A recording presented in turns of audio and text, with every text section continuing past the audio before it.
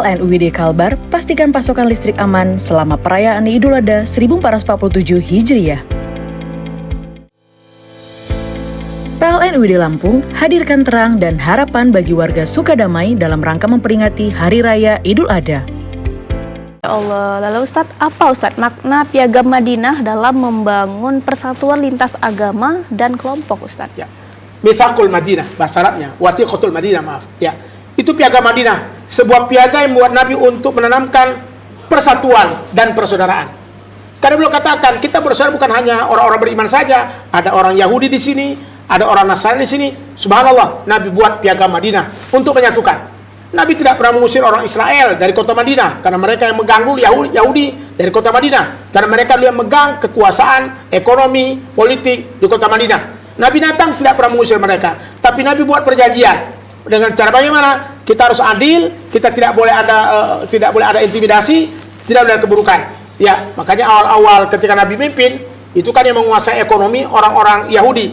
Nabi diboikot, artinya tidak ada makanan masuk ke Madinah. Bahkan satu riwayat sampai para sahabat, keluarga Nabi makan susah. Tapi Nabi cepat dengan sahabat-sahabatnya yang cukup inovatif untuk membuat perubahan, sehingga dikenal dengan Markaz At-Tijarah. Kalau sekarang World Trade Center, pusat perdagangan, tempatnya di Abwa. Abwa itu adalah antara kota Mekah Madinah, tempat meninggal ibundanya Nabi Muhammad. Maka saran dari Utsman bin Affan, kita buat Markaz Tijarah, pusat perdagangan. Ya, ada sebuah buku Dr. Fathur Rahman, Muhammad as a Trader, bahasa Inggris. Nabi Muhammad seorang ahli pedagang.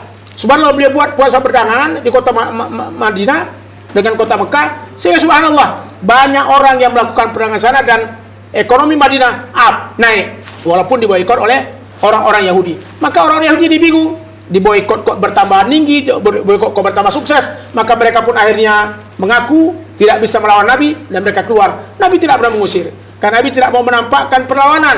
Nabi ingin menampakkan persaudaraan dan kebaikan. Disitulah letak Mitsaqul Madinah, Wasiqatul Madinah, Piagam Madinah menjadi kekuatan untuk menyatukan semua. Karena la fadla li Arabin wala ajami, tidak ada istimewa orang Arab dengan orang non Arab. Semua terikat dalam takwa kepada Allah. Dalam Piagam Madinah begitu. Ada beberapa poin, diantaranya tidak menyakiti orang-orang kafir, tetap bersatu dalam kebaikan. Orang kafir pun tetap mengikuti apa yang menjadi titah dan perintah dari Rasulullah. Kalau orang Islam disebut dengan zakat, mengeluarkan zakat, sedangkan orang-orang Muslim kan tidak ada zakat.